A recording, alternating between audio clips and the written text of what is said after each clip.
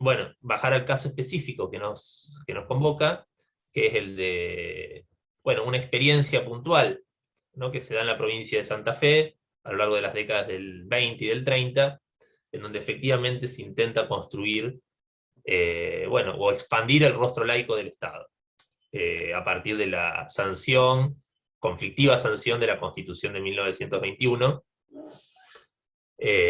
y bueno, su impacto en la política santafesina. Eh,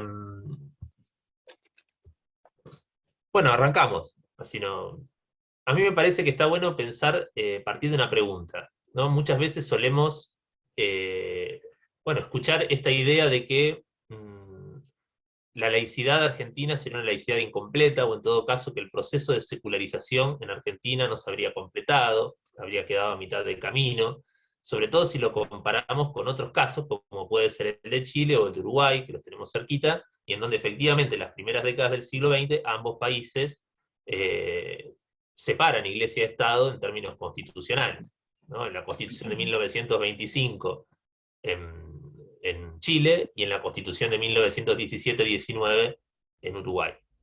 Entonces, bueno, ¿qué pasó en Argentina? ¿Por qué este proceso no se dio en nuestro caso? Bueno, ahí en general esta pregunta hace presuponer o nos lleva a dos malentendidos, ¿no? Uno de esos malentendidos es la idea de que efectivamente el proyecto de construir un Estado laico, esto es de separar Iglesia y Estado, después vamos a charlar si quieren un poco más sobre qué querría decir esto, habría existido en las clases dirigentes de la Argentina entre finales del siglo XIX y las primeras décadas del XX. Es decir, cuando decimos fue un proceso incompleto porque enfrentó determinados obstáculos que impidieron concluirlo, damos por presupuesto que ese proyecto de construir un Estado laico existió y no se pudo en todo caso plasmar por, digamos, las resistencias, por ejemplo, de la Iglesia Católica o de otros actores. Bueno, un poco el argumento, la hipótesis que vengo a compartir con ustedes y que defiendo es que ese proyecto en realidad no existió con la fuerza que esa pregunta nos haría presuponer.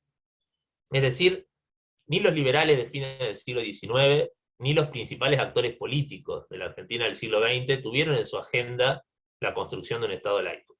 Ese sería, digamos, como planteado un poco así brutalmente, sin muchos matices, el argumento central de lo que quiero compartir con ustedes. Es decir, no se avanzó en la construcción de un Estado laico porque en realidad ese proyecto no existió. O en todo caso, si existió, existió en, digamos, en regiones marginales del sistema de partidos, en actores marginales del sistema político, entre ellos, por ejemplo, la democracia progresista en Santa Fe en los años 20 y 30, sobre la que vamos a charlar en un ratito, pero que no deja de ser un actor marginal en la vida política argentina. Por el contrario, lejos, diría yo, de avanzarse en el fortalecimiento de un Estado laico, en la Argentina del siglo XX se da el proceso inverso, es decir, entre finales del siglo XIX y la década de 1970, el rostro confesional del Estado se va fortaleciendo.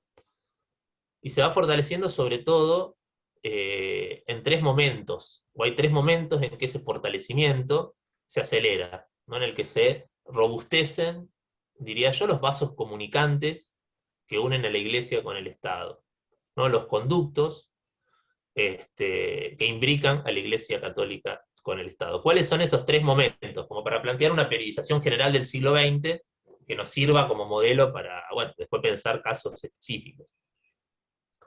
El primer momento es el del cambio del siglo XX.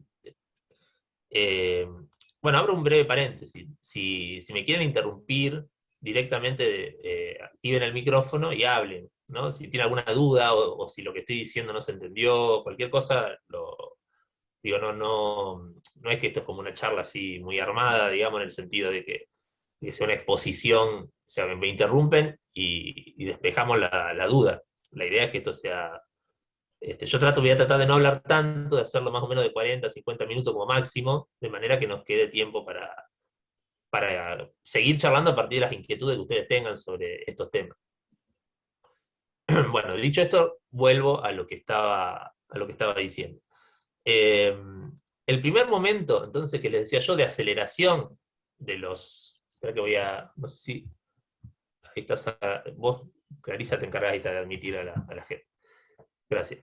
El primer momento, entonces, es el cambio del siglo, los comienzos del siglo XX, ¿no? Segunda presidencia de Roca. Un Roca que es bastante diferente al anterior. Ustedes saben que la primera presidencia de Roca termina, o está, digamos, atravesada por muchos conflictos, ¿no? Con diferentes instituciones del universo católico de la época.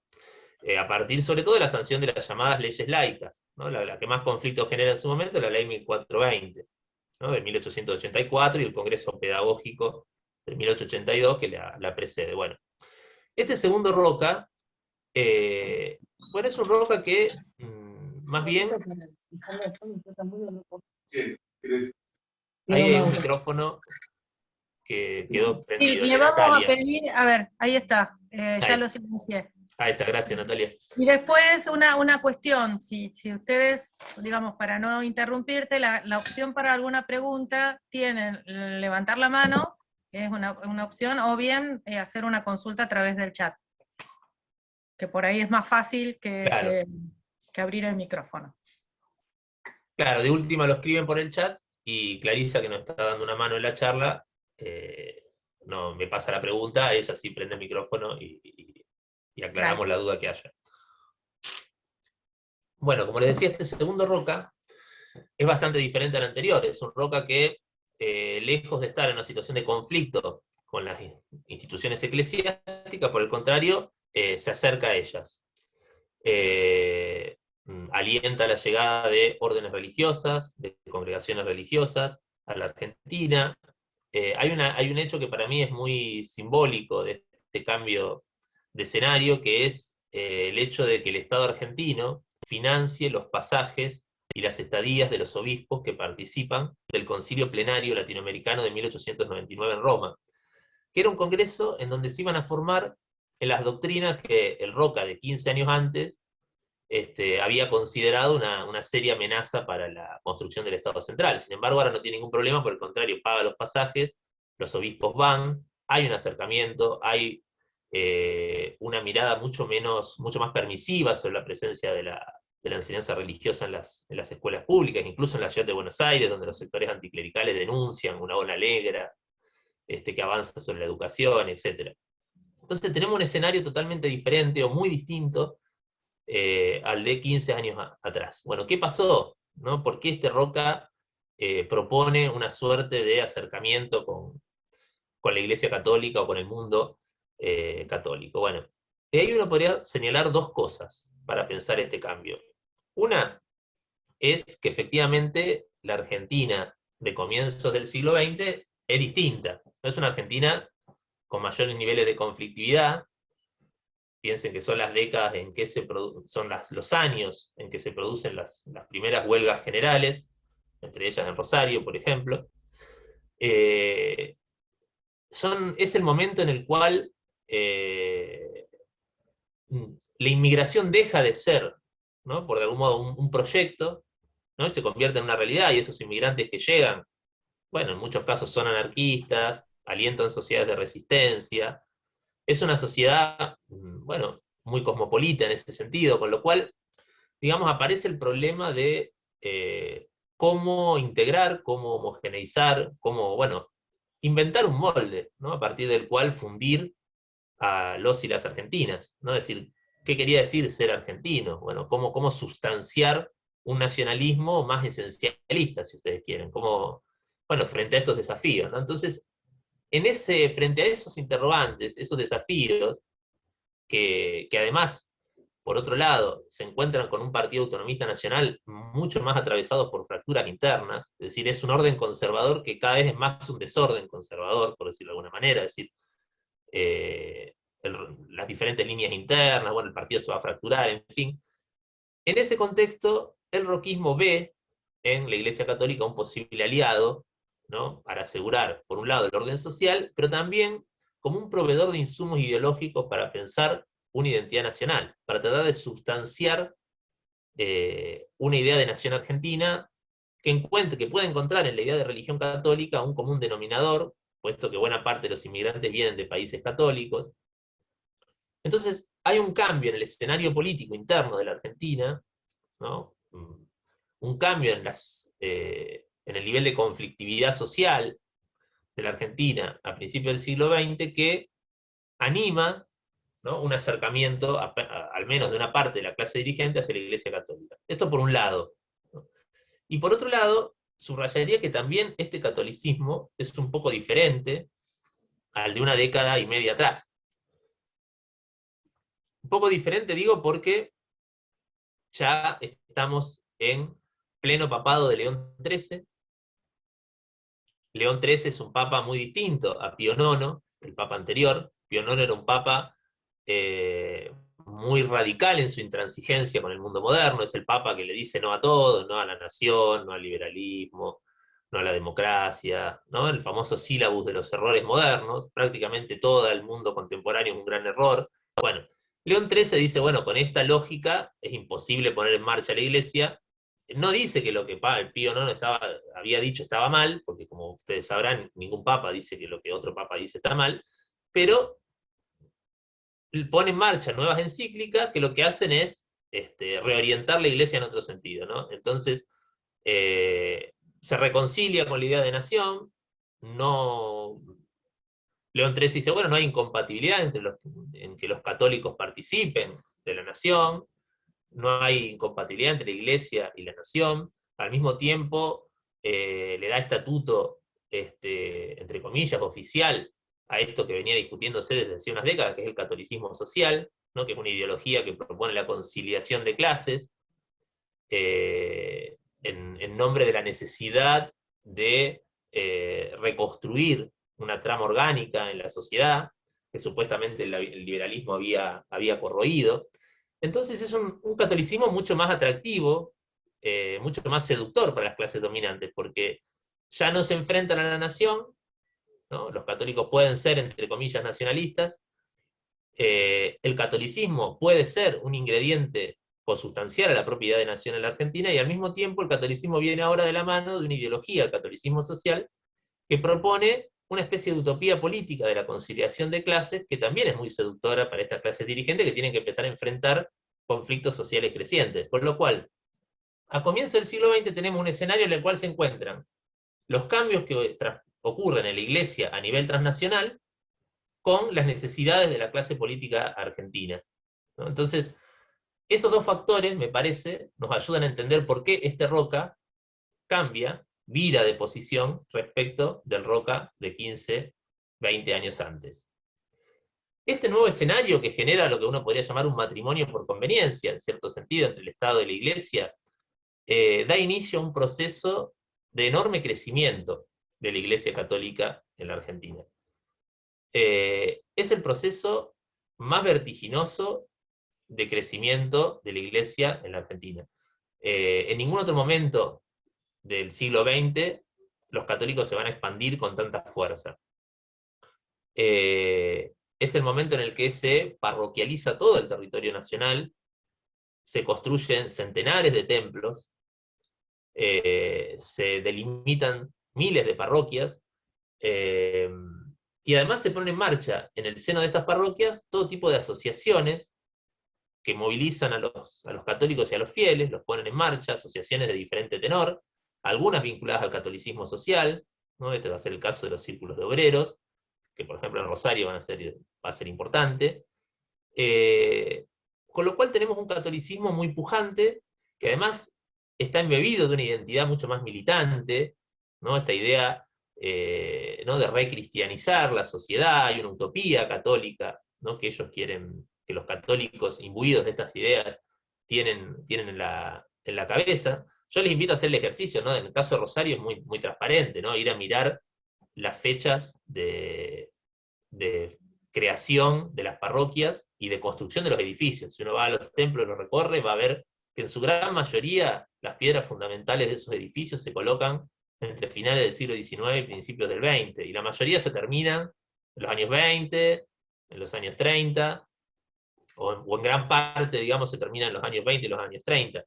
Es decir, esto me parece que es muy importante para entender que la Iglesia argentina no es algo que viene del pasado, no es algo con lo que los liberales argentinos tuvieron que lidiar, como sería el caso de México, en donde efectivamente cualquier proceso de construcción estatal implicaba, ¿no?, desamortizar o enfrentarse con instituciones eclesiásticas muy robustas en la sociedad. Esto no era el caso de Argentina. La Iglesia argentina es el producto de la modernidad argentina, ¿no? Un poco es una construcción de la clase política argentina también. Esto me parece muy interesante en relación con la pregunta de la que partimos, ¿no? Es decir, acá, lejos de avanzarse en la construcción de un Estado laico, es la propia clase política la que está construyendo a la Iglesia, ¿no?, a la par en que construye los aparatos estatales. Bueno, estos templos, estos cientos de templos que se construyen, muchos de ellos en la región pampeana, se financian, por supuesto, con los propios aportes de los fieles, ¿no?, a través de comisiones pro templo y diferentes estrategias, ¿no? También actores privados, supongan en la región pampeana los almacenes de ramos generales van a ser muy importantes en el financiamiento de los templos, porque en los pueblos quieren que el templo esté cerca del almacén, porque los colonos, los fieles, cuando van a misa compran en el almacén, por ejemplo. En regiones como puede ser Tucumán, en el seno de los ingenios van a ser los industriales azucareros los que van a financiar la construcción en muchos casos de las parroquias, dentro de los ingenios a veces. Bueno, el modelo, digamos, de financiamiento va a cambiar de acuerdo a la estructura social de cada región. Pero también es muy importante, en todos los casos, el aporte estatal. Y ese aporte estatal no viene de la mano del presupuesto de culto, que siempre es muy minoritario en términos absolutos, sino a través de diferentes instrumentos, ¿no?, como los bonos de edificación pública, diferentes tipos de subsidios, que se aprueban generalmente al final de los ejercicios, digamos, de las sesiones parlamentarias, y que significan un apoyo material muy significativo, tanto del Estado nacional como del Estado provincial, e incluso del Estado municipal, a través de exenciones y otros recursos, ¿no? Con esto con lo que quiero decir es que esta iglesia fuerte, capilarizada, con una implantación en todo el territorio nacional, con capacidad de movilización, etcétera, no es algo que viene del pasado, sino es algo que las propias clases dirigentes argentinas y el Estado construyen en buena medida. Esto nos lleva al segundo momento. Este era el primer momento, ¿no?, el del cambio de siglo, el del matrimonio por conveniencia entre Iglesia y Estado, que inaugura Roca. Esto nos lleva al segundo momento, que es los años 30. El segundo momento de aceleración de este proceso de confesionalización del Estado. ¿Qué pasa en los años 30? Bueno, en los años 30, a diferencia de lo que ocurre a fines del siglo XIX, no tenemos una iglesia, entre comillas, débil. Ahora tenemos una iglesia, entre comillas, fuerte, ¿no? Una institución mucho más centralizada, que ya se ha convertido en un actor social y político. Es decir, cuando digo un actor social y político, digo que tiene organismos que pueden hablar en nombre de la iglesia. Esto no existía en 1880, ¿no? La primera reunión de obispo en Argentina es de 1889, o sea, la iglesia como tal no podía hablar en 1870, no había algo así como la iglesia que hablara. Había algún obispo. El proceso de centralización se va dando a lo largo de estas décadas. En 1930 sí ya tenemos todo esto, tenemos una iglesia que es efectivamente un actor social y político, y que además tiene una implantación capilarizada en todo el territorio, en parte gracias a estas 2 décadas de fuerte expansión y de fuerte apoyo estatal a este proceso de expansión. Es una iglesia que tiene mucha capacidad de movilización, ¿no? Ya lo viene mostrando en Santa Fe, por ejemplo, la devoción a la Virgen de Guadalupe reúne los contingentes más grandes de los que se tiene memoria en la ciudad de Santa Fe en la década del 20. En la coronación, por ejemplo, en 1928 reúne cerca de 40.000 personas la ciudad de Santa Fe. En Rosario, en los años 30, vamos a tener el Congreso Eucarístico Diocesano, que también es un evento muy importante. Entonces, esta iglesia fuerte, ¿qué pasa? Se encuentra con un sistema político débil, entre comillas, ¿no? Siempre débil, fuerte, pongámoslo entre comillas, pero para avanzar, porque si llenamos de sutileza, de tantas sutilezas, después no podemos decir nada. Entonces, una iglesia fuerte, digamos, y un sistema político débil. ¿Por qué un sistema político débil? Bueno, golpe de Estado de 1930, el radicalismo está en la abstención, en los primeros años de la década del 30, y después comienza a ser víctima del fraude electoral a partir de 1934-35. Con lo cual es un sistema político que funciona con la fuerza política mayoritaria fuera del juego electoral. Asimismo, el propio radicalismo ha sufrido un proceso de erosión, ¿no?, de sus voluntades políticas como consecuencia de la crisis que atraviesa el irigoyenismo. Con lo cual, es una década en la que tenemos a una clase política, básicamente la concordancia, ¿no?, este acuerdo entre antipersonalistas y partidos conservadores, que trata de suplir la ilegitimidad de origen vinculándose con la capacidad de movilización de la Iglesia Católica. Entonces, esto es muy prístino si uno mira fotos, ¿no?, las fotos de Justo abrazándose o saludándose con el nuncio Pacelli en el Congreso Eucarístico. En Santa Fe pasa lo mismo con el gobernador Iriondo, cerca siempre la devoción de Guadalupe, del obispo Fasolino, tratando de aprovechar las multitudes católicas que se congregan en los santuarios y en las diferentes celebraciones litúrgicas para, digamos, colar la idea de que esa popularidad respaldaría o respalda a la concordancia. Entonces, y la Iglesia, que ya es un actor político, juega un poco este juego, ¿no? Entonces, de algún modo, esta foto se traduce, ¿no?, en ciertos apoyos que los gobernadores y el Estado Nacional le van a dar a la Iglesia. Esto que yo digo, van fortaleciendo el rostro confesional del Estado, se van multiplicando los vasos comunicantes, los conductos, muchas veces subterráneos, no tan visibles, ¿no? Y esto se traduce en un montón de cosas. El terreno educativo es uno de los más evidentes, ¿no? Es decir, si uno mira los consejos de educación de las provincias, en muchos casos pasan a ser ocupados por dirigentes de la Acción Católica. En Santa Fe, en la década del 20 había pasado eso. Asimismo, hay un mayor apoyo en términos de recursos económicos a la educación católica. En muchas provincias que se reinstala la enseñanza religiosa, o a veces comienza a hacerse efectiva, ¿no? Porque en realidad la Iglesia nunca tiene capacidad de brindar enseñanza religiosa, no tiene el número de clérigos ni de militantes católicos, por lo menos en las décadas del 10 y del 20, como para enseñar en todas las escuelas públicas. Entonces lo que ocurre en los años 30 es que muchas veces el propio Estado, el que se encarga de organizar la enseñanza religiosa, ¿no?, en muchos casos financiarla, para que efectivamente se vuelva una realidad. En el caso de Santa Fe se revierte, esto lo vamos a ver después en la segunda parte de la charla, se revierte, digamos, el proceso de laicización del sistema de marcha de los demócratas progresistas. Y es la década donde, por ejemplo, se crean 10 nuevas diócesis y 6 nuevas arquidiócesis, ¿no?, y se las dota a su vez de personal. La diócesis de Rosario se crea en el año 34, 35. Justo consagra el país al Sagrado Corazón. Digo, todas cosas que fortalecen, ¿no?, el rostro católico del Estado argentino. Y este proceso de fortalecimiento sigue con el golpe de Estado de 1943, ¿no?, que lleva a algunos de los sectores del llamado nacionalismo católico, que son, digamos, católicos más bien extremos, digamos, que podemos buscar más en la derecha política, que pasan a ocupar lugares preeminentes en el Estado. El más emblemático es el de Martínez Zuviría como ministro de Instrucción Pública, y su célebre decreto que reinstala la enseñanza religiosa en contra de, digamos, las orientaciones de la ley 1420. Que de todos modos en ningún momento establece la enseñanza laica, ¿no? Es otro tema de discusión. Pero bueno, intervenciones en las universidades, se comienza a discutir el fichero de cultos, ¿no?, que establece un principio de discriminación desde el Estado para los otros cultos religiosos, porque solo la Iglesia no se inscribe en ese fichero de cultos, y la Iglesia es reconocida por el Código Civil como institución de derecho público, mientras que el resto de los cultos deben, digamos, atravesar un proceso de reconocimiento vía el fichero de culto, luego registro de culto, luego registro nacional de cultos, una oficina que va cambiando de nombre a lo largo de la segunda mitad del siglo XX, pero que establece un principio de discriminación importante desde el Estado, ¿no? Y que ese principio de discriminación se traduce de nuevo en el fortalecimiento del rostro católico del Estado. Bueno, este proceso yo diría que se desacelera durante el peronismo.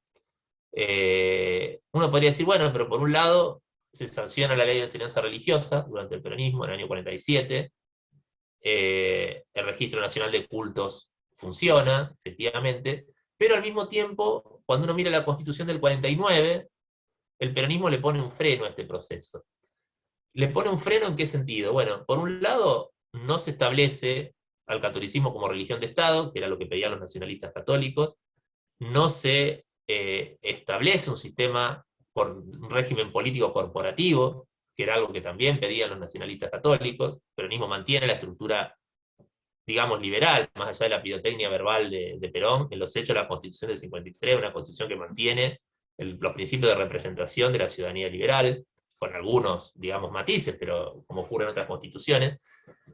Y después hay cosas puntuales que irritan mucho a los nacionalistas católicos, como la buena relación que el peronismo tiene con el Estado de Israel en ese momento, ¿no? Uno de los primeros, el primer Estado latinoamericano que reconoce el Estado de Israel. La Fundación Eva Perón apoya, envía ayuda económica al Estado de Israel. Ahí, bueno, esto, digamos, irrita mucho a los nacionalistas católicos, que en general son bastante antisemitas.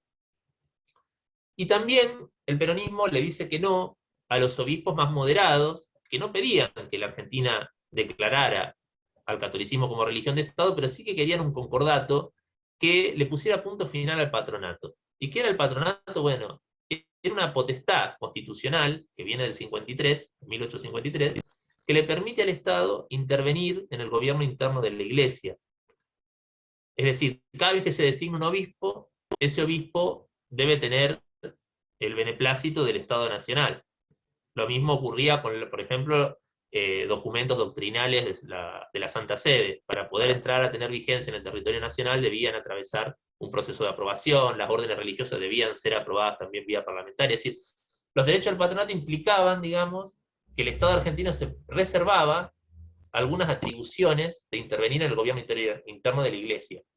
En teoría, a cambio de financiarla, a cambio de financiar el culto, ¿no? Eso que establece el artículo 2. Entonces, los obispos vienen insistiendo ya desde el comienzo con que el Estado renuncia a eso, y Perón tampoco lo concede, ¿no? Y esto nos deja en suspenso para pasar al tercer momento. Hablamos del primer momento, de fortalecimiento, cambio de siglo; segundo momento, la década del 30, y tercer momento, las décadas posteriores a la caída de Perón. Con la caída de Perón, este proceso de fortalecimiento del rostro católico del Estado se expande de manera muy vertiginosa, de la manera tal vez más vertiginosa, por lo menos desde principios de siglo. ¿Qué ocurre ahí? Digamos, bueno, todas esas cosas a las que Perón le había puesto un freno, avanzan, ¿no? Entonces, por ejemplo, en 1957 se crea el Vicariato Castrense, que es una institución que le entrega a la Iglesia la potestad de designar a los capellanes militares, es decir, aquellos que van a acompañar, van a atender las necesidades espirituales del ejército, sin control estatal, o sea, por fuera del patronato, algo que Perón también había resistido. Y que además implica que la Iglesia Católica comienza a tener una cierta influencia sobre la formación de las Fuerzas Armadas, algo que tampoco el peronismo había transigido, ¿no? Y esos capellanes en general van a estar vinculados a los sectores más de la derecha católica, ¿no? Que van a ser un poco los que hagan esta especie de mixtura entre nacionalismo católico, doctrina de seguridad nacional, ya en el contexto de la Guerra Fría, ¿no? Van a ser figuras, digamos, importantes en la formación de las Fuerzas Armadas. En paralelo con esto, es el periodo en el que se crean más de 30 nuevas diócesis durante las presidencias de Arturo Frondizi, Arturo Illia, Onganía. Es decir, Frondizi cierra el Congreso Eucarístico Nacional de 1959. Es decir, ¿qué es lo que ocurre acá? Bueno, se vuelve a repetir un poco el escenario de los años 30. ¿No? Tenemos una iglesia que es un actor político y social, con capacidad de intervenir con cierta fuerza, y por otro lado, un sistema político que de nuevo vuelve a caracterizarse por su debilidad e inestabilidad, con el partido mayoritario proscripto ahora. Entonces, en ese contexto, los diferentes actores políticos son los que van a buscar el apoyo de la Iglesia Católica, y al buscar el apoyo de la Iglesia Católica van a conceder cosas ¿no? Van a conceder un proceso de, nuevamente, de confesionalización del rostro del Estado. Y ahí, que eso, por ejemplo, este es el periodo en que se le otorgan pasaportes diplomáticos a los obispos, se fortalecen de diferentes maneras los subsidios al sistema educativo católico, bueno, está la discusión de las universidades, la famosa laico libre en tiempos de Frondizi, después directamente Onganía va a consagrar el país al Inmaculado Corazón de María, por supuesto generando muchas controversias dentro del mundo católico, que no es un mundo homogéneo, ¿no? Es decir, es un universo de posiciones, entonces hay muchos católicos que están totalmente en contra de esa vinculación, ¿no? Y militan en contra de ella. Entonces esto también genera tensiones y conflictos, y este vínculo con el Estado también fortalece a los sectores más de derecha dentro del mundo católico, o sea, genera también un desnivel dentro del universo católico, porque hay una parte que recibe recursos frente a otra que no los recibe dentro del propio mundo católico. Y finalmente en 1966, Onganía concede eso que los obispos venían pidiendo desde fin del siglo XIX, ¿no? A través de un acuerdo, el Estado argentino renuncia al patronato. No deja de financiar al culto católico, pero renuncia a los derechos de patronato que le asegura la Constitución. Casi como una especie de inversión de 180 grados de cómo había pensado las cosas el primer Roca, ¿no? El del año de la década del 80.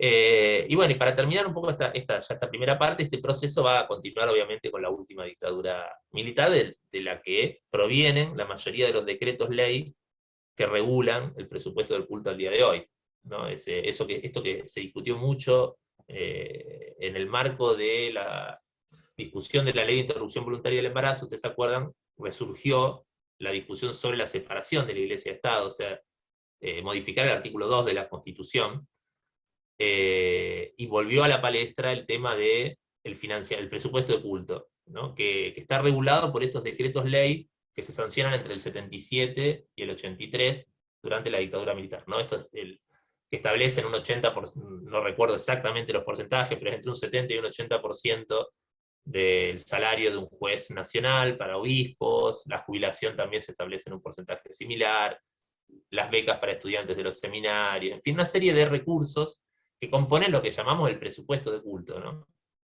Que de todos modos sigue siendo, digamos, una parte muy minoritaria de los recursos que el Estado argentino destina a la Iglesia Católica y a otras iglesias ahora, ¿no? Que de todos modos, ahí me parece importante, y con esto ya cierro esta primera parte, me parece importante distinguir presupuesto de culto de lo que es los recursos que el Estado destina a las iglesias, pero en calidad de prestadoras de otros servicios, ¿no? Entonces me parece que lo que establece un principio de discriminación, ¿no? Y de confesionalización del Estado es el presupuesto de culto. Porque efectivamente el presupuesto de culto se le otorga a la iglesia por ser una iglesia católica, por ser la iglesia católica, no porque esté brindando algún tipo de servicio. No es lo mismo que cuando el Estado canaliza recursos, por ejemplo, a la educación, o bueno, eso también puede ser discutible, pero tiene otro estatuto conceptual. En todo caso, bueno, nos vamos a ir de tema si sigo con eso. Pero bueno, esto sería, digamos, para que ustedes tengan una periodización global del siglo XX, yo diría, como ustedes ven, no hay un proyecto de construir un Estado laico. Ni el radicalismo lo tuvo, ni el peronismo lo tuvo, ni los liberales del fines del siglo XIX lo tuvieron, ¿no? Eran liberales en muchos aspectos, pero no en materia religiosa, en donde efectivamente ahí, en todo caso, eran más galicanos, si queremos utilizar un término histórico, que liberales, ¿no? Lo que querían era un Estado con capacidad de control sobre la Iglesia, pero no una separación de la Iglesia y del Estado. Y luego, durante el siglo XX, estos proyectos están dentro del peronismo, están dentro del radicalismo, están en otras fuerzas políticas, como el Partido Socialista, la democracia progresista que vamos a ver, pero nunca lograron ser proyectos hegemónicos, ¿no? En el mundo político. Tal vez el momento en el que más cerca se estuvo de eso fue en el marco del conflicto Iglesia-Estado durante el peronismo. En el año 55 es cuando Perón efectivamente manda un proyecto de separación de Iglesia-Estado, que deja, que obviamente se cae después del golpe de Estado, ¿no? En el contexto del conflicto. Uno podría decir que es el pico máximo, se establece la ley de divorcio. Digamos, hasta la década del 80, el nivel máximo, entre comillas, de laicidad en la Argentina se lograría en la coyuntura del conflicto Iglesia y Estado del 55, ¿no? Pero bueno, estos serían como esos tres momentos, ¿no? Principio del siglo, década del 30, y posperonismo, como los momentos en los que el rostro confesional del Estado se acelera. A partir de los años 80, esto comienza a desarmarse, trabajosamente, lentamente, y efectivamente tampoco ninguna de las fuerzas políticas del 80 para acá ha planteado esto, ¿no? La necesidad de un Estado laico. bueno, puede que no sea una necesidad, es un motivo de discusión política contemporánea, actual, digamos, cada uno tendrá su mirada sobre ese punto. Pero bueno, esto sería el marco general. ¿Cómo estamos hasta acá? Esta sería la primera parte de lo que les traía para compartir con ustedes. Si tienen alguna duda, algún comentario, alguna cosa sobre esto, podemos charlar sobre esto. Hay una pregunta sobre la masonería, veo ahí abajo, que hace Rolando. Sí, te la leo si querés. Dice Ronaldo, en este proceso histórico, ¿cuál fue la participación de la masonería? Bueno, mira, por lo menos como lo veo yo, ¿no? Por supuesto, todo, viste que en historia todo es materia de discusión y de debate. Pero la masonería es una institución que tiene una influencia importante en el siglo XIX, pero que va perdiendo peso ya a principios del siglo XX. Tiene estructuras de sociabilidad que tienen mucho más que ver con el mundo de los notables, con el mundo, digamos, decimonónico, que con el mundo de la política de masa, ¿no? Ya una vez que los partidos políticos de masa están operando, la masonería es una institución que puede, no digo que no siga existiendo, pero que ya no tiene no es una clave interpretativa significativa para entender la vida política. Eso no quiere decir que los católicos no hayan usado esa bandera, ¿no? Sobre todo el nacionalismo católico está agitando la bandera del liberalismo, ¿no? Del antiliberalismo y de la masonería como un actor que difunde el liberalismo y que hay que combatir. Es como un cuco, ¿no? que el nacionalismo católico mantiene durante todo el siglo XX, pero no es real, ¿no? Es más un enemigo, digamos, que los nacionalistas católicos crean a la carta, y un nombre también con el que le etiquetan una serie de corrientes ideológicas, ¿no? A veces hablan de masonería, pero están hablando de liberalismo simplemente, ¿no? De lo que, el catolicismo contemporáneo es profundamente antiliberal, tanto por derecha como por izquierda, ¿no? Es un común denominador. Entonces la masonería a veces aparece asociada al liberalismo. Pero en términos organizativos como tal, yo creo que la masonería ya en el siglo XX no tiene un peso significativo. Por lo menos esa es mi mirada. No sé si hay alguna otra pregunta.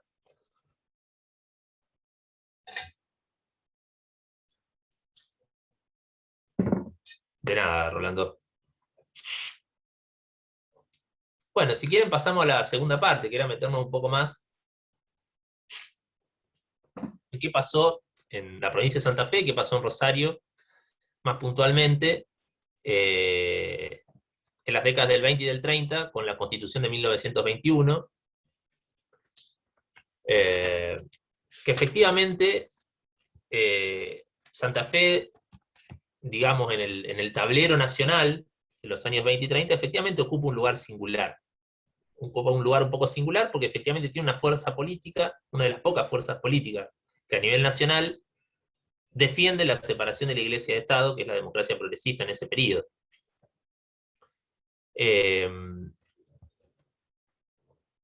También hay sectores de radicalismo, lo vamos a ver, ¿no? Les cuento brevemente el proceso, así después de última ya nos ponemos a conversar. 1920 comienza a discutirse una reforma de la Constitución, algo que venía discutiéndose ya hacía varios años. Finalmente logran un acuerdo, ¿no? Sectores reformistas del radicalismo y la democracia progresista, que son las dos principales fuerzas políticas de la provincia en ese momento, para modificar la Constitución.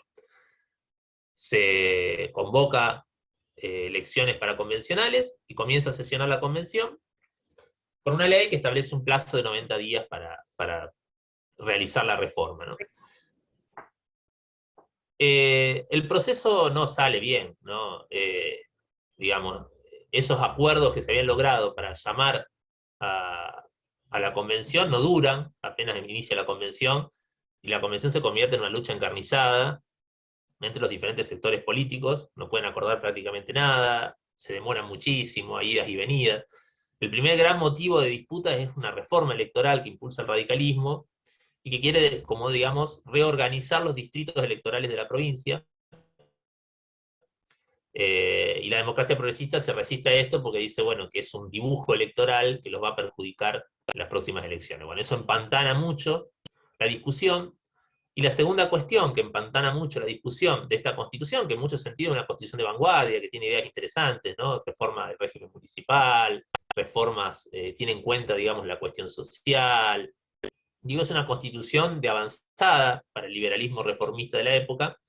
Se ve empantanada, por un lado, por esta discusión electoral, y por otro lado, por el intento de separar Iglesia y Estado, ¿no? De que se establezca a nivel provincial un Estado laico. ¿Esto qué quiere decir? Bueno, que se saca, por ejemplo, la invocación de Dios del preámbulo, se deja de exigir el carácter, digamos, la profesión de fe católica para los funcionarios públicos, para el gobernador, se establece la enseñanza laica en la provincia, bueno, una serie de ítems que generan grandes controversias. Controversias, por un lado, con la Iglesia Católica, que se moviliza en el espacio público. Yo empecé a estudiar la Iglesia Católica así, porque en realidad yo hacía una tesis doctoral sobre la democracia progresista, y de repente me encontré que los católicos se movilizaban, digamos, en contra de esto, y yo no entendía muy bien cómo habían hecho, de dónde habían salido, eran muchísimos. Bueno, el obispo Boneo aprovecha la devoción de Guadalupe para hacer una gran movilización de protesta en contra de la Constitución, que los toma un poco de sorpresa a los reformistas. Y después esta cuestión religiosa también fractura los partidos, ¿no? El radicalismo se parte en dos partidos a partir de esta cuestión. Por un lado, se llama el radicalismo constitucionalista, que va a defender la Constitución y que encabeza Menchaca, que había sido el primer gobernador de la provincia, y que sobre todo va a gravitar en la ciudad de Santa Fe, y luego el resto del radicalismo, que tiene diferentes tendencias, pero que se va a unificar en una cosa que se llama radicalismo unificado, y que, bueno, va a cuestionar, digamos, el proyecto de separación de la Iglesia y del Estado. O sea que el proyecto de Constitución no solo genera tensiones en el sistema político con la Iglesia Católica como actor, sino al interior de los propios partidos. De hecho, muchos demócratas progresistas que eran católicos se van. Martínez Zuviría, por ejemplo, el que hablamos hace un rato, el del decreto de 1943 a nivel nacional, militaba en este momento en la democracia progresista en Santa Fe. Y se va del partido ahora, en 1921, como consecuencia del apoyo que el partido da a esta reforma constitucional. A partir de acá, la Constitución del 21 se convierte como en una especie de bueno, centro neurálgico de la discusión política en la provincia. La Constitución se termina el 13 de agosto de 1921, ya hace poquito, digamos, se cumplen los 100 años de eso, y apenas es terminada, no llega a ser promulgada porque el gobernador Mosca, Enrique Mosca, decide vetarla, ¿no? En realidad no vetarla no sería el término técnico, sino que no la promulga, decide no promulgarla, ahí hay una especie de vacío legal, no se sabe muy bien qué hacer con eso, y lo hace porque, bueno, efectivamente hace una lectura en la cual, con el acuerdo con Irigoyen tampoco está de acuerdo con la separación de la Iglesia y el Estado en la provincia, coinciden en que no es algo políticamente inteligente enfrentarse con la Iglesia Católica, en ese momento no lo consideran una apuesta, digo, por esto que hablamos antes, no es un proyecto que haya sido hegemónico el del Estado laico en la Argentina. Entonces, esto por un lado, y por otro lado, porque muchos sectores del propio Partido Radical que habían apoyado la reforma, después cuando la miran terminada dicen, bueno, pero al final hicimos una reforma que le da un montón de resortes a los opositores. Porque esta reforma, por ejemplo, le daba mucha autonomía al Parlamento, le permitía reunirse por sí solo, establecía, por ejemplo, como horizonte una burocracia de carrera, con el escalafón, etc. Con lo cual, muchos de los resortes con los que hacía política el radicalismo desde el Estado se ven limitados por lo que la Constitución establece. Con lo cual, muchos de los propios radicales que habían apoyado el proyecto y que estaban con Mosca dicen, bueno, pero al final nos pegamos un tiro en el pie con esta Constitución. Entonces dejan de brindarle apoyo, el conflicto religioso también se convierte un poco en una excusa, y Mosca decide no promulgar la Constitución.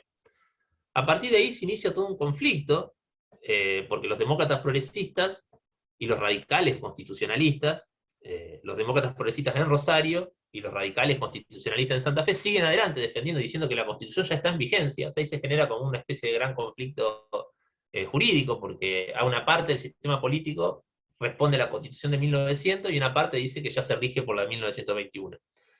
En donde más lejos llega el conflicto es en Rosario, donde efectivamente los demócratas progresistas son una fuerza política muy importante, por momentos mayoritaria, y decide seguir adelante con la convocatoria a unas elecciones en enero de 1922 para conformar una convención que redacte una carta orgánica para la ciudad de Rosario. Porque una de las cosas innovadoras que tenía esta constitución es que modificaba el régimen municipal. ¿No? Hasta ese momento, los intendentes eran designados por el gobernador, o sea, el intendente de la ciudad de Rosario era designado por el Poder Ejecutivo, y la Constitución del 21 establece que la elección directa, digamos, del Poder Ejecutivo y del Legislativo Municipal, previa sanción de una carta orgánica que le dé una especie de, lo que diríamos, una autonomía municipal, para decirlo brevemente, y no complicarnos tanto, ¿no? Entonces, lo que dicen los demócratas progresistas, nosotros ya no nos regimos por la Constitución de 1900, nos regimos por la de 1921, así que seguimos adelante con el proceso de convocatoria para hacer una convención que redacte una carta orgánica para la ciudad de Rosario. El gobernador trata de frenar esto, van bien en discusiones, bueno, titulares de diario, etc. Y los demócratas progresistas siguen adelante. En 1922, en enero de 1922, se hacen las elecciones en la ciudad de Rosario, y Mosca decide cortar por lo, entre comillas, cortar por lo sano, y directamente los mete a todos presos, se manda a la fuerza de orden, toman el control de todas las mesas donde se iban a emitir los sufragios, y los mete a presos a los radicales constitucionalistas de Rosario y a los demócratas progresistas. Un rato, un día, tampoco es que los mete preso mucho, pero digamos. Y ahí, digamos, este proceso, bueno, se frena efectivamente. Un poco después se producen unas elecciones. Esto fue en enero de 1922, y en febrero de 1922 son las elecciones para renovación de cargos legislativos en la provincia, en donde les va bien a los reformistas, pero les va mucho menos bien de lo que ellos esperaban después de todos estos conflictos, ¿no? Con lo cual, digamos, hay ahí como un llamado de atención, ¿no?, sobre qué estaba pasando o cuál era el grado de consenso de esta constitución en la sociedad. De hecho, el radicalismo unificado gana las elecciones en la provincia cómodamente, ¿no?, después de todos estos conflictos. Sí pierde en Rosario y pierde en la ciudad de Santa Fe por poco, digamos, ¿no? Entonces, bueno. A partir de ahí la Constitución se vuelve, como les decía, ¿no?, en el eje del sistema político, a favor y en contra, un poco es lo que parte, digamos, uno diría, el parteaguas es esta Constitución. ¿Cuál es el posicionamiento frente a la Constitución? La Iglesia Católica abandona cualquier eufemismo, ¿no?, y el Obispado de Santa Fe sale a jugar fuerte en política, bendice las boletas de los radicales. Hay, por ejemplo, qué sé yo, el obispo manda un instructivo diciendo, miren, hay que explicar bien en el templo a quién hay que votar para que no haya ninguna ambigüedad, para que quede claro. Se organizan peregrinaciones a Guadalupe para pedir que la Virgen frene a los que quieren sacar el nombre de Dios de la Constitución del Estado, ¿no?, para que los detenga como había detenido las aguas a comienzos del siglo XX en la ciudad de Santa Fe. Es decir, digamos, efectivamente, la Iglesia Católica cumple un rol político muy fuerte, que se traduce, por ejemplo, en el Consejo de Educación, donde Ramón Doldán, que era un militante católico, que había estado al frente de la resistencia católica en 1921, había sido el presidente de los comités de acción católica que se crean en 1921, para resistir la constitución laica, se convierte en presidente del Consejo de Educación durante el gobierno de Aldao, que pertenece al radicalismo unificado, ¿no? Son como muchos datos juntos, pero bueno, para que ustedes vean que, digamos, en esta pulseada, ¿no?, los sectores políticos que impulsaban un Estado laico pierden, ¿no? Y no solo pierden, digamos, no es que pierden por un lobby de arriba, pierden electoralmente, o sea, efectivamente, porque en las elecciones de 1924 los radicales vuelven a arrasar, ¿no? Y a partir de ahí, digamos, las tensiones internas, el radicalismo constitucionalista se disuelve directamente, muchos vuelven al radicalismo, y el PDP sigue defendiendo un poco en soledad la Constitución del 21, pero ya con un caudal electoral cada vez menor. En 1928 directamente el PDP prácticamente no existe, ¿no? De hecho, los dos radicalismos juntos, los antipersonalistas y los personalistas, tienen el 80 y pico % de los votos emitidos en 1928. Bueno, ¿cómo llega el PDP a poner en marcha la Constitución en 1931, 32, que es lo que ocurre luego? Bueno, el radicalismo en el gobierno, como ustedes saben, entre el 28 y el 30 le va bastante mal. Le va bastante mal en parte por el impacto, por supuesto, del contexto internacional, de la crisis económica, que por supuesto es un factor importante, pero en realidad yo diría que le va sobre todo mal por el nivel de fragmentación interna que tiene el radicalismo cuando llega al poder. No me refiero ya a la división entre antipersonalistas y personalistas. Esa división está y es como estructurante el sistema político. Dentro del personalismo es una ensalada tremenda. Ahí vos tenés en cada provincia 3 o 4 radicalismos. A nivel nacional ocurre lo mismo. Esto erosiona mucho la maquinaria partidaria, le dificulta mucho construir los consensos necesarios para poder efectivamente gobernar. De hecho, no hay sesiones legislativas entre 1928 y 1930 porque no logran acuerdos mínimos para establecer la legitimidad de los diplomas de los diputados. O sea, es un sistema político que está dejando de funcionar frente al nivel de, por un lado, polarización, en términos generales, pero al mismo tiempo al interior del personalismo, el nivel de fragmentación que los radicales tienen en el poder.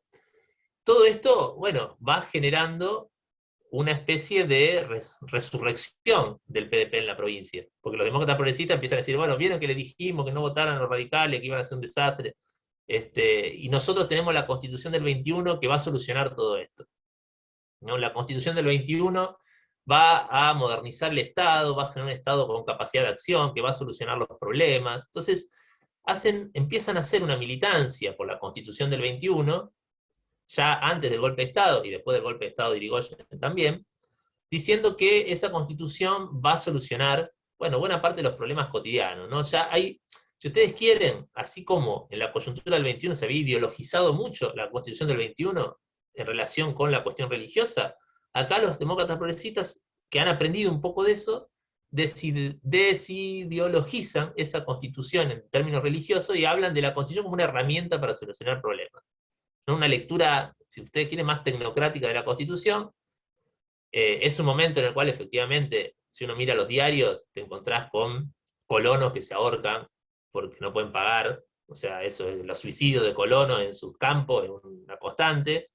La crisis económica le pega muy fuerte a la provincia. La prueba de ello es que no hay resistencia en el movimiento obrero, hay muy pocas huelgas, en el 30 en adelante, porque no hay, si las huelgas en realidad son fuertes cuando hay condiciones, pero cuando hay una crisis en serio, hay muy poca capacidad de resistencia, y esta crisis es muy en serio. Entonces, los demócratas progresistas vuelven a seducir al electorado, y por supuesto la clave es que el radicalismo irigoyenista no participa de las elecciones, no se está absteniendo. Entonces, en un contexto de abstención del radicalismo, si bien el PDP ha apoyado el golpe de Estado del 30, muchos radicales los prefieren antes que a los antipersonalistas que están dentro de la concordancia, ¿no? Entonces el PDP gana por primera vez las elecciones de la provincia a fines de 1931 y pone en marcha la Constitución de 1921, que era su principal arma de campaña, con una ley parlamentaria. A través de una ley ponen en vigencia la Constitución de 1921. Como que la promulgan sería 10 años después, una cosa así.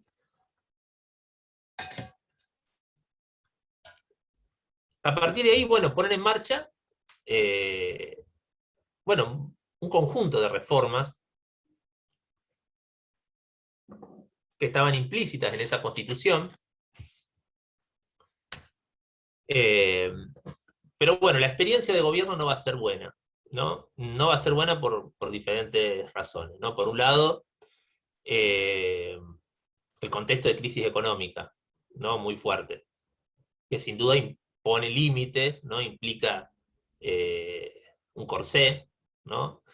Pero al mismo tiempo yo diría que esta crisis económica, sumada a las propias ideas económicas de la democracia progresista, que si bien en la historiografía tradicional aparece como muy renovadora, como que hay ideas ahí de intervención del Estado, hay toda una lectura, yo eso no lo vi realmente en el PDP en Santa Fe, yo lo que vi es lo que uno diría hoy, mucha ortodoxia económica, mientras otros sectores del sistema político se están volviendo más proto-keynesianos, se están dando cuenta que hay que generar estímulo a la demanda para salir de la crisis, entre ellos los conservadores, que son bastante lúcidos en eso.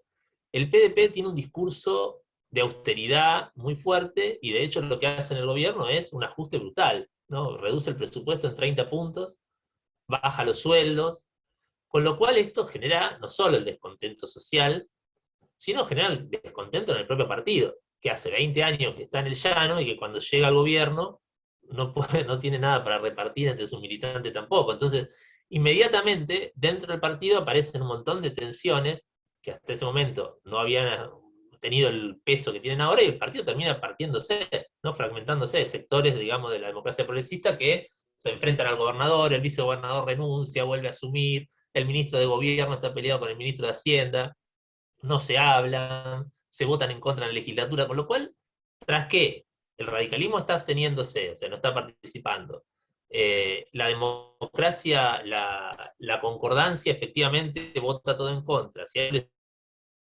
sumás la fragmentación interna, efectivamente se hace bastante ingobernable la situación. Y a eso se le suma que pone en marcha, bueno, vuelve, digamos, si ustedes quieren, a poner en el centro la cuestión, valga la redundancia, la cuestión religiosa, ¿no? Que había quedado un poco en segundo plano durante la campaña, ahora vuelve a ganar peso, e impulsan una ley de reforma de la educación, que establece la educación laica a la vez que establece un sistema de descentralización educativa, con consejos escolares por distrito, una reforma bastante compleja e integral que se sanciona a través de una ley en 1934.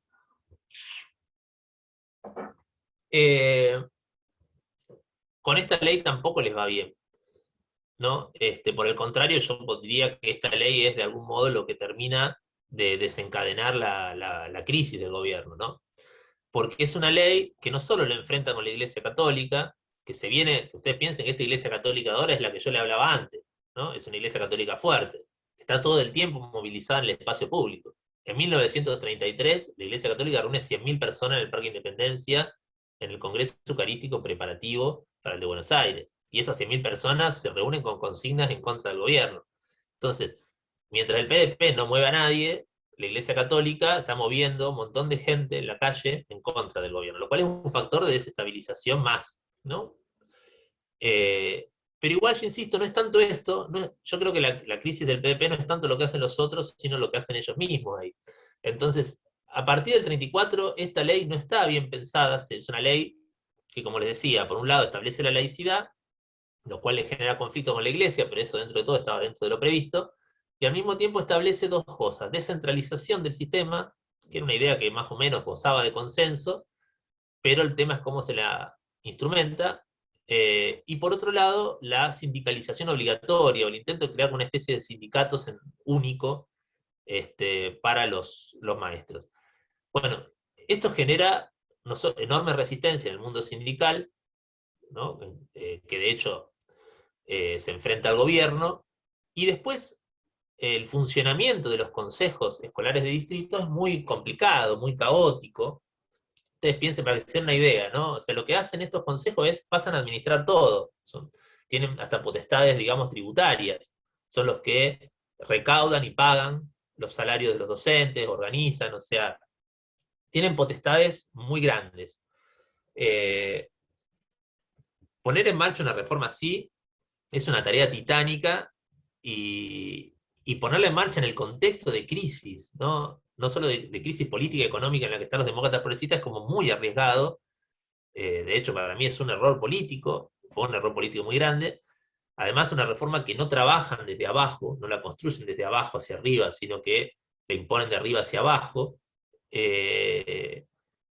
Además, digamos, de que quienes están al frente no son muy hábiles políticamente, ¿no? Entonces suelen culpar a los maestros de que las cosas no funcionen, ¿no? Diciendo, bueno, los maestros son todos, no entienden nada, esto es una reforma de vanguardia y que bueno, está muy arriba de ello. Entonces hay toda una serie de expresiones que les alienan el apoyo del magisterio.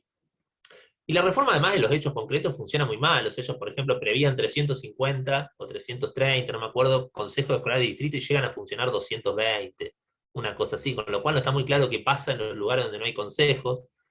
Estos consejos además pagan diferentes salarios, o sea, se pierde, digamos,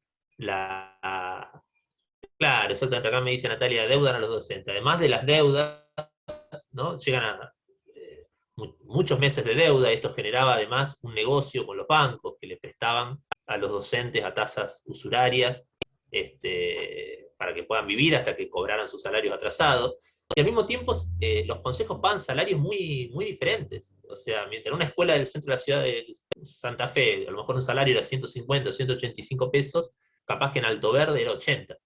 Porque como los salarios dependen de los ingresos que generan los consejos, entonces va habiendo explosiones, conflictos por todos lados. La Iglesia Católica aprovecha, ¿no? Ramón Doldán, un intelectual católico, dice, bueno, ¿vieron?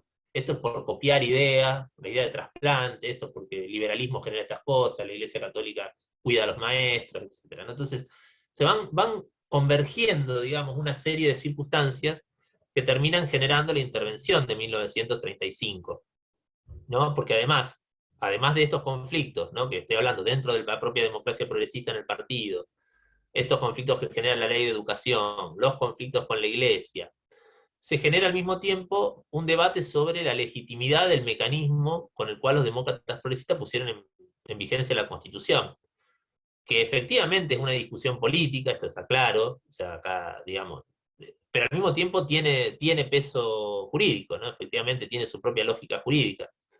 El argumento es, bueno, si es a través de una ley, el próximo gobierno podría suspender la vigencia de la Constitución de 1921. Es decir, existe esa Constitución si no fue promulgada. La promulgación forma parte del proceso de sanción, de creación, entre comillas, de una nueva Constitución o no. ¿Qué hacemos con eso?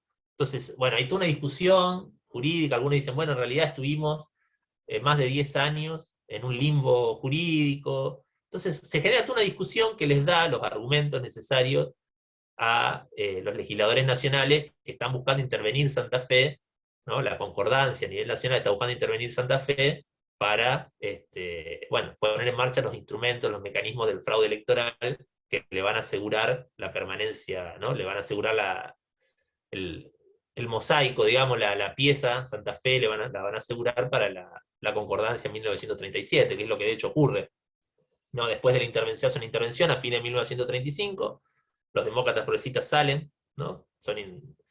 Se crea un gobierno de intervención, y ahí es muy interesante lo que pasa, ¿no? O si ustedes quieren, muy interesante lo que no pasa, y es que no pasa nada. O sea, digamos, el PDP llama una resistencia, hay todos discursos muy heroicos de la ciudadanía, de todo lo que va a ocurrir, y que qué sé yo, pero en realidad no pasa nada. Hay una huelga digamos, de comerciantes que dura un día, y no pasa mucho más, ¿no? Y esto también me parece que es interesante para pensar, valga la redundancia, qué está pasando con la política en los años 30, ¿no? Cómo la legitimidad del sistema político se está erosionando de una manera muy profunda, ¿no? Yo creo que es una década marcada por el desencanto por la vida política, ¿no? Ustedes vienen, muchos de los votantes irigoyenistas venían ya del desencanto del gobierno de Irigoyen, ¿no? Y a ese desencanto en la provincia se le suma el desencanto del fracaso de la Constitución del 21, que tiene un montón de tecnicismos, pero que para la gente común que iba a votar era una especie de salvavidas, ¿no? En un contexto de crisis, los demócratas progresistas lo habían vendido como una herramienta para solucionar problemas, y bueno, no solucionó ningún problema, generó más problemas, más conflictos. Entonces hay como una especie de profundo descreimiento, ¿no? Que bueno, que yo creo que es un rasgo característico de esta década. Y ahí ya para terminar, ya me pasé incluso de lo que quería hablar menos, una pequeña conclusión, digamos, me parece que este proceso reformista fallido, si ustedes quieren, no fallido, porque efectivamente, digamos, sería una mirada un poco reduccionista verlo como fallido, pero que efectivamente no logra sostenerse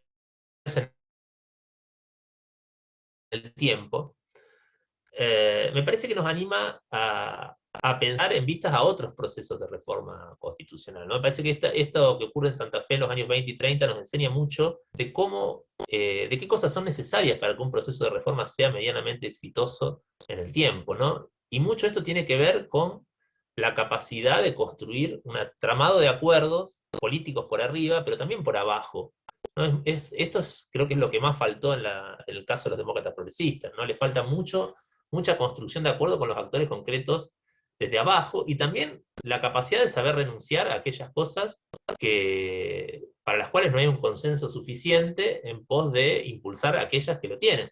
O sea, yo muchas veces hago el ejercicio contrafáctico de pensar qué hubiera pasado con esta constitución si los demócratas progresistas no se hubieran encaprichado con separar Iglesia y Estado. Porque a fin de cuentas,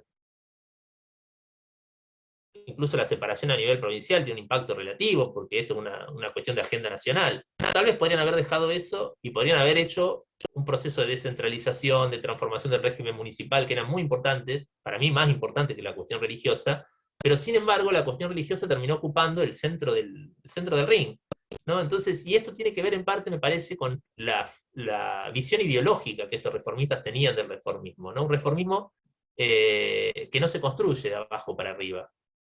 No, es una idea de una ciudadanía a la que no hay que escuchar, sino a la que hay que educar, ¿no? Y para educar, hay que educarla de arriba para abajo. Entonces, me parece que esta mirada, ¿no? que los lleva a proponer ingenierías sociales desde arriba, les termina finalmente jugando una mala pasada, ¿no? Ellos terminan, cuando estaban fuera de esta idea de todo el tiempo quejarse del electorado, ¿no? De que el electorado no entiende, de que el electorado no sabe, ¿no?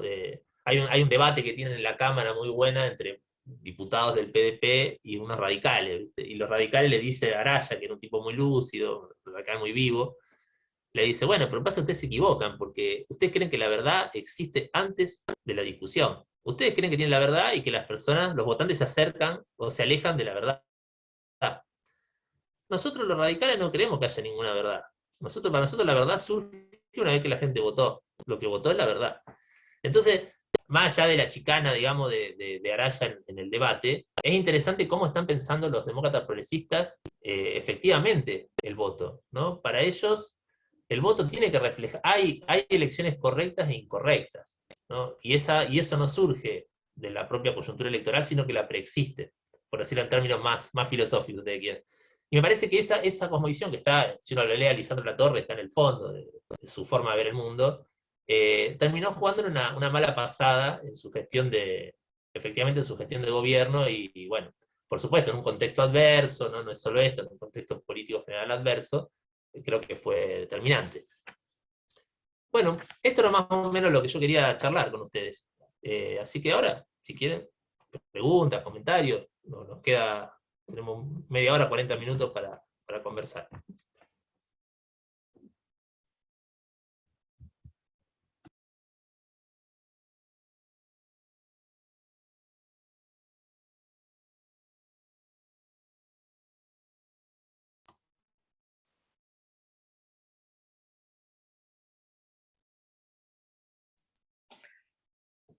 Yo una pregunta para estimular, Para romper el digamos, hielo. claro. Vos muy bien marcabas, digamos, todas estas tensiones internas que se dan en lo político, ¿no?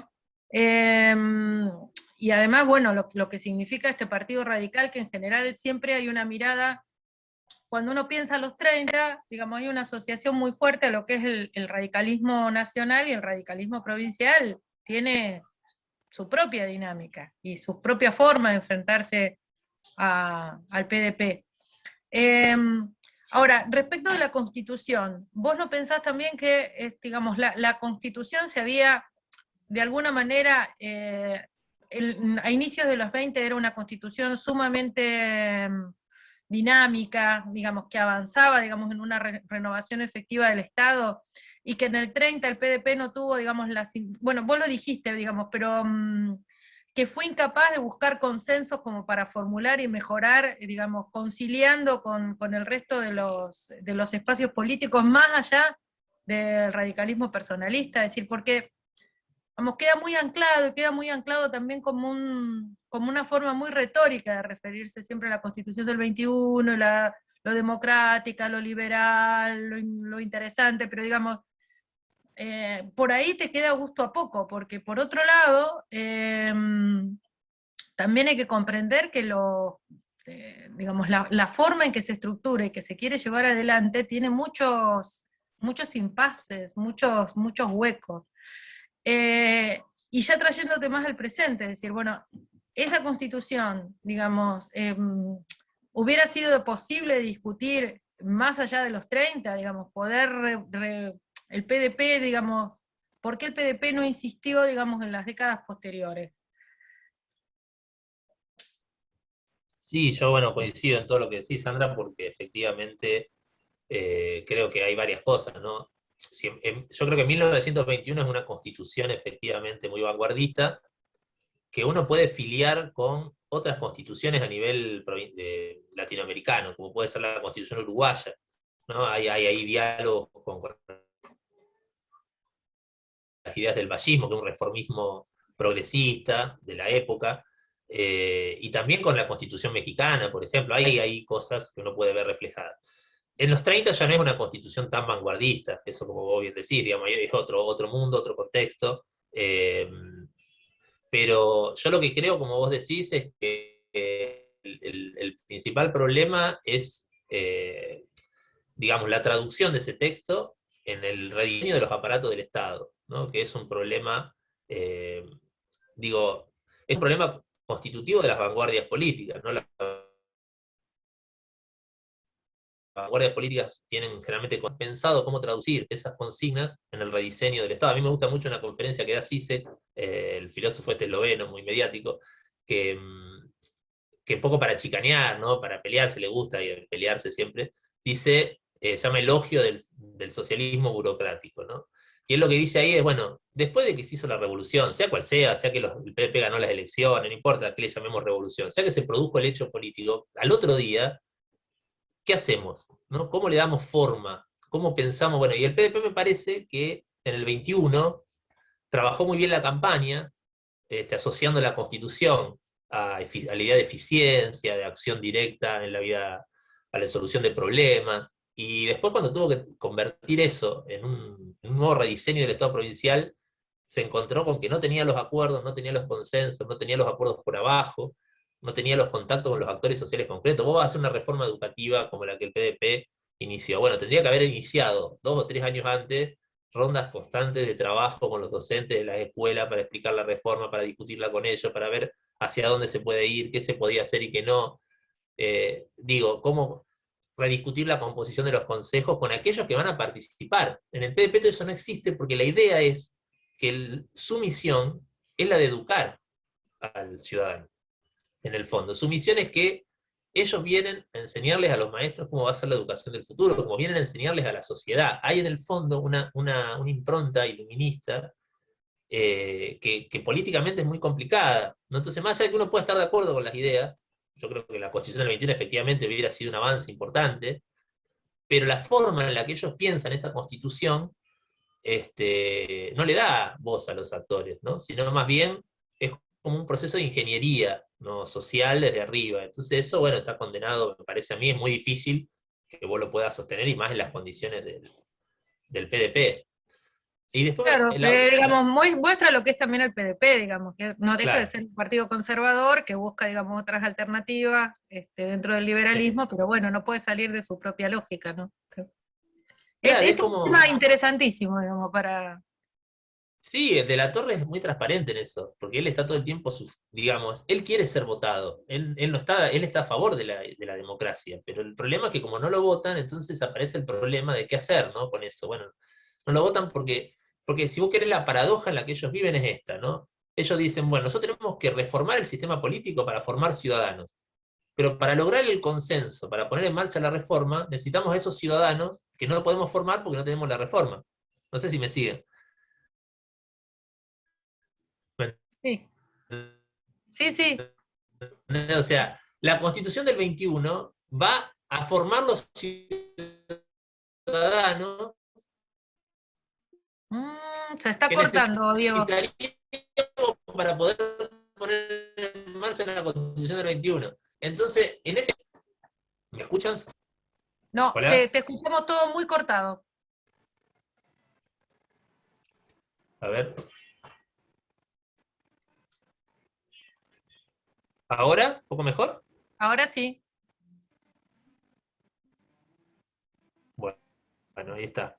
No sé si se escuchó lo último que decía, No, no, no, de lo último, esto de las paradojas, ¿no? no, eso no. No, lo que les decía es Retomalo. que, digamos, claro, los ciudadanos, ¿no? La Constitución del 21, en la visión del PDP, viene a formar a los ciudadanos que serían necesarios para poner en marcha la Constitución del 21. Entonces, esa paradoja la que están inmersos los reformismos liberales en general, ¿no? No es solo el de los demócratas progresistas, otros reformismos liberales también,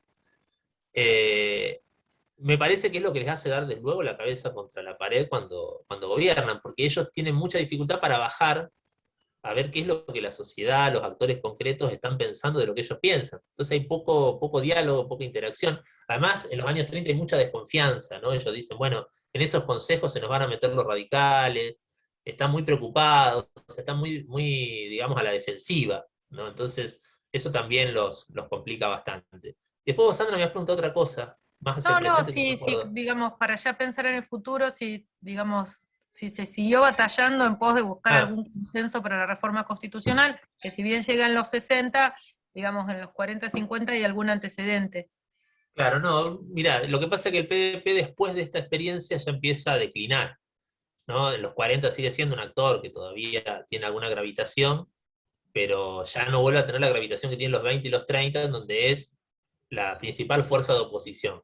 Ya con la aparición del peronismo, el PDP cae como, digamos, al tercer lugar, ¿no? Es decir, y después del fracaso de la gestión de gobierno, el PDP queda un poco, ya no defiende. Yo, de hecho, creo que el ciclo reformista para mí termina ahí, digamos, ¿no? El santafesino termina con el fraude de Iriondo en 1937.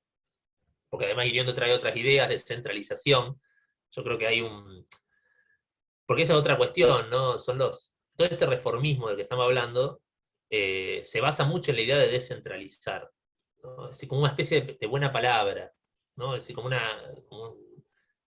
una especie de cosa que no se pone en discusión. Descentralizar es bueno per se. Después traducirlo no se sabe muy bien cómo hacerlo, pero esa es la idea, ¿no? Entonces todo lo que sea descentralizado es bueno por principio. Y a partir del 37-38 pasa a ser más bien lo contrario, ¿no? Después de esta profunda crisis, la idea de centralizar comienza a convertirse en buena palabra, ¿no? Entonces, cuando vos a la sociedad en el año 38-39 le decís vamos a descentralizar, ya te mira mal, ya no es políticamente redituable. Centralizar, ¿no? La idea de un conocimiento técnico al servicio de la política, ¿no? De hecho, el peronismo va a brevar en esta idea, ¿no? De centralización. Su forma de pensar la Constitución del 49 en la provincia, de cómo encarar ese proceso. El proceso reformista del 49 no tiene nada que ver con este, o sea, son las propias legislaturas las que traducen la Constitución nacional en constituciones provinciales, ¿no? Una mirada mucho más centralizadora, que para mí es un poco también una consecuencia de toda esta experiencia, ¿no? Bueno, la dejo a Clarisa, tenés otras consultas en el chat. Gracias, Diego. No, gracias a vos, Sandra. Sí, Diego, hay algunos comentarios. El primero disculpa si no se pronuncia así, Jess Badcock, que dice, y en el contexto de las relaciones catolicismo-Estado, las otras religiones o cultos minoritarios solo eran reconocidos legalmente para ejercer en suelo argentino y no recibían ninguna ayuda del Estado. Si querés Claro, responder esto, paso, vamos sí, una y sí, una. mira, no reciben apoyo del Estado en este periodo ninguno, ¿no? Algunas iglesias evangélicas, digamos metodistas, etcétera, digamos de los protestantismos históricos, pueden tener algún vínculo con el Estado. Hay trabajos de Paula Seiger que están muy bien sobre eso, pero en general no reciben ningún apoyo estatal, ¿no? Por el contrario. De hecho, las iglesias evangélicas, que están nucleadas en una asociación de iglesias evangélicas, apoyan al PDP. Son uno de los actores que se mueven en el espacio público para pedir por la Constitución del 21. Y lo vuelven a hacer en el año 31. Esta entidad sería interesante estudiarla. Yo nunca la trabajé en profundidad, pero sé que existe todos los años 20, todos los años 30. Incluso escriben en el archivo del Arzobispado de Santa Fe, están las cartas, o sea, muy interesante eso que también te habla de los vínculos iglesia-Estado, porque las cartas que las iglesias evangélicas mandan para pedir, por ejemplo, que no se use el texto de Cayetano Bruno, que se llama El Progreso Humano, que es un libro que se usa para enseñar geografía e historia en las escuelas, porque, digo, eso es otra cosa que ocurre, ¿no? Los manuales de texto de las escuelas públicas los edita, por ejemplo, en Santa Fe APIS, que es una editorial salesiana. Entonces, estos manuales de geografía e historia que hace Cayetano Bruno hablan de que Calvino estaba loco, de que Lutero estaba trastornado, de que, bueno, que la reforma protestante le trajo infinidad de males al mundo. Entonces, las iglesias evangélicas piden que estos textos no se usen en clase, o que al menos se aclare que esa es una mirada parcial sobre el tema. Y esas cartas están en el arzobispado directamente, o sea que se ve que iban al Consejo de Educación y el Consejo de Educación directamente se la mandaban al obispo, porque están los originales, no las copias. Yo las vi ahí. Entonces, esta asociación de iglesia evangélica reclamó durante la década del 20 y del 30 y de hecho apoyó al PDP activamente. Participa ahí hacen charlas, reuniones, invitan a militantes del PDP a hablar de la Constitución. Pero bueno, no sé si te contesté bien, pero bueno, es un tema que sería muy interesante investigar, ¿no? La diversidad religiosa en Argentina no empieza en las últimas décadas del siglo XX, ¿no? La diversidad religiosa es temprana, lo que pasa es que hay digamos, un desbalance entre los estudios sobre el catolicismo y el propio mito de la nación católica, la idea de que todos eran católicos, bueno, es parte de la cruzada ideológica digamos, de los actores católicos, eso no quiere decir que fuera así, entonces ahí me parece que hay mucho todavía por trabajar. Bien, después Natalia comenta, muy interesante la periodización del siglo XX, que revisa miradas muy arraigadas. Volviendo a la ley 1420, ¿qué concepto te parece el más genuino en torno del artículo 8? ¿Se trató como de una ley neutral, como señalan nuevos estudios? Y pide disculpas por el micrófono abierto antes. Sí, lo de la periodización, yo creo que lo más, por ahí más discutible es cómo ubico yo al peronismo en esa periodización, ¿no? Me parece que realmente el acuerdo, digamos, que el peronismo, el apoyo que la Iglesia Católica le da al peronismo en un primer momento, suele hacernos pensar que el rostro católico del Estado durante el peronismo se fortalece. Sin embargo, si uno mira el proceso con una mirada menos ideológica, lo que ve más bien es lo contrario, ¿no? En todo caso, Perón se parece más al primer Roca, ¿no? Es un gobernante que en todo caso quiere usar el derecho de patronato para, en todo caso, someter a la iglesia, pero de ninguna manera es un actor, porque además tiene un peso político propio, esa es la diferencia con los años 30. Mientras los años 30 tenemos un sistema político débil que necesita de la iglesia para suplir su legitimidad de origen, el peronismo tiene legitimidad de origen y es un actor político fuerte, entonces negocia con la iglesia de otra posición. Y eso implica frenos concretos porque además Perón tiene mucha desconfianza, ¿no? Sobre todo después de la Segunda Guerra Mundial, cuando Roma comienza a apoyar en Europa las democracias cristianas, Perón tiene mucha desconfianza de que Roma apueste por una democracia cristiana en Argentina, ¿no? Que pueda ser un adversario político del peronismo. Entonces, de hecho, uno de los factores que explican la crisis del 55 es la creación de la democracia cristiana y el miedo, la paranoia, digamos, injustificada, ¿no? Porque de hecho la democracia cristiana era muy marginal, pero la paranoia de Perón con eso lo lleva a cometer muchos errores políticos sobre el final de su gobierno, ¿no? Es decir, atacar de manera explícita a la iglesia, generando muchos conflictos, muchas dificultades, cuando en realidad los obispos tratan de hacer todo lo posible, los principales obispos, Cagiano, Copelo, tratan de hacer todo lo posible por frenar el conflicto. Pero bueno, la otra cuestión, no me acuerdo qué era la otra parte de la pregunta. No, te consultaba por el famoso, ¿no? El tan inventado artículo 8 de la ley 1420, que me llama la atención que en los últimos estudios ahora se la define de alguna manera como una ley neutral, ¿no? Pasamos por la laicidad de hecho, bueno, varias formas de entender en esta eterna reinterpretación de la ley, y la neutralidad es algo que bueno, me gustaría saber qué te sugiere. Sí. Sí, mira, es un tema ese, porque yo creo que sí, cuando se habla de educación laica, efectivamente me parece una mirada un poco incorrecta de la ley, porque primero, no solo que la palabra no aparece, sino que es una palabra muy nueva para la época, además un concepto muy nuevo para la época. De hecho, usar laicidad en los años 80 era algo que no se hubiera entendido, ¿no? Entonces, ahora, la forma en la que la recibe la Iglesia Católica, que en ese momento todavía no está del todo centralizada, es otra cuestión, digamos, pero el modo en el que la reciben los militantes católicos, por ejemplo, de la Unión Católica, etcétera, te da la pauta de que efectivamente ellos ven ahí algo que nosotros hoy veríamos como una ley de educación laica, ¿no? Como una injerencia, o sea, que efectivamente hay algo que los molesta, o sea que yo no sé si llamaría neutralidad, pero los católicos no lo verían como neutralidad, pero sí es efectivamente lo que la ley permite la enseñanza religiosa fuera del horario de clase, o sea, con lo cual eso... Y después tiene a mí lo que me parece más significativo ahí es que tiene una alcance territorial limitado, ¿no? A la ciudad de Buenos Aires y a los territorios nacionales.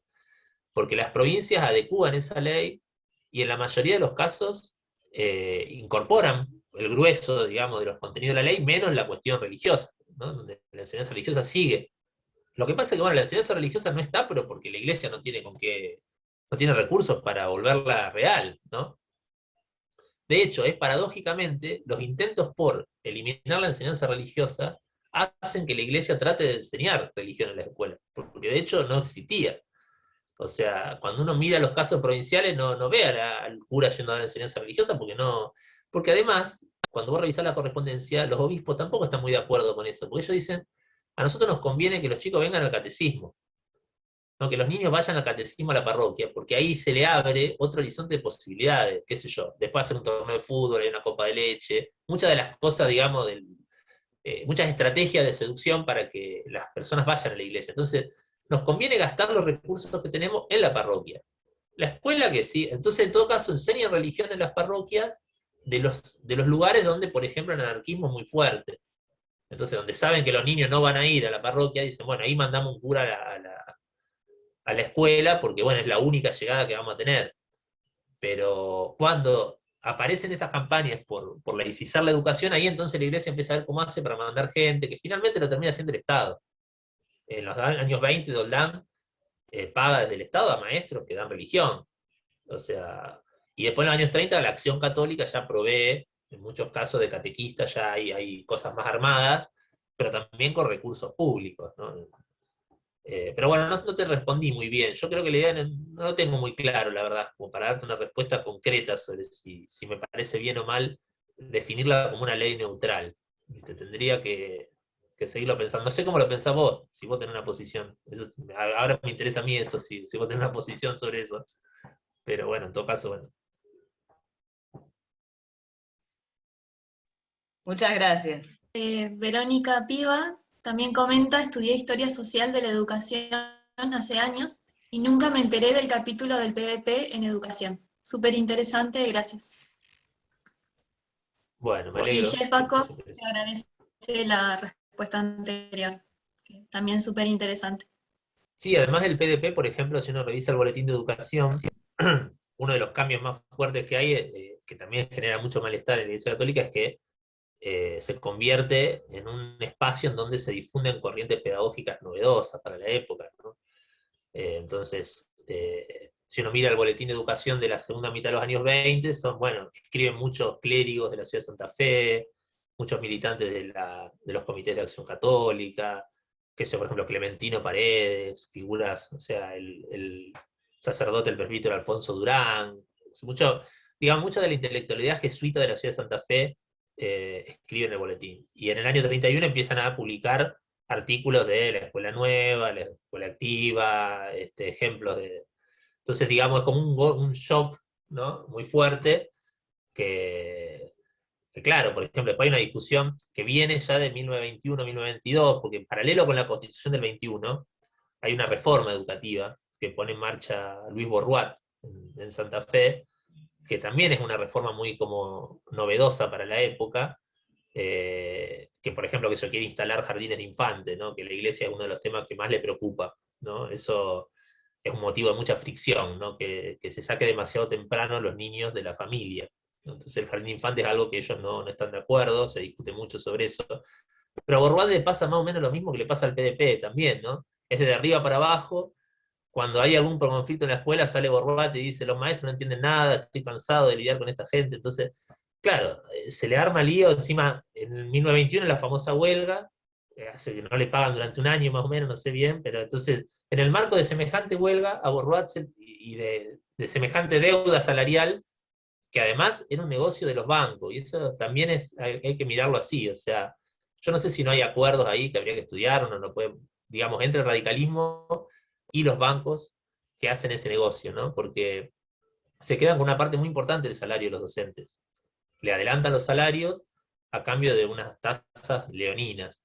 A eso habría que, no está investigado, pero es una hipótesis de trabajo. Entonces, bueno, en ese marco, a Borrell se le ocurre lanzar esta reforma súper vanguardista con laboratorios experimentales, salidas a campo, y bueno, y jardines de infantes, y qué sé yo, tiene un libro que está publicado donde él cuenta toda su experiencia, y que dice que bueno, que fracasó por culpa de los docentes, que no lo comprendieron, no entendieron sus ideas de avanzada. No, siempre la culpa del otro. Entonces, con esa lógica, digamos, reformista es muy difícil que, digamos, la cosa funcione. Bueno, y ahí Verónica, no sé si agregó un comentario diciendo que la escuela donde ella trabaja actualmente tuvo origen en el PDP, así que bueno, le interesan esas contradicciones también para analizar. Bueno, muchas gracias, Diego. Le voy a pasar la palabra a Ignacio, que siempre da las recomendaciones finales en este curso, y bueno, nuevamente el agradecimiento muy especial para vos, para el equipo, Clarisa, Ignacio, y también para todos y todas las presentes. Muchas gracias. Gracias a Bien, ustedes, sí. un gustazo. Yo también hago extensiva, agradezco a todos por haber participado, a Diego sobre todo, a Clarisa, Sandra. Por mi parte, agradecerles, decirles bueno, que vayan entrando al portal para ir viendo las noticias sobre el curso. Y según la agenda, el próximo encuentro sería para el 18 de septiembre con la doctora Laura Pascuali. Así que bueno, empezamos un nuevo núcleo a partir de esa fecha. Por mi parte, agradecerle de parte del museo a todos, y bueno, si alguien quiere preguntar algo más antes que cerremos, si no, damos por finalizada la charla. Bueno, muchas gracias a todos y a todas que se conectaron un sábado a la mañana para charlar, así que un gusto haber estado.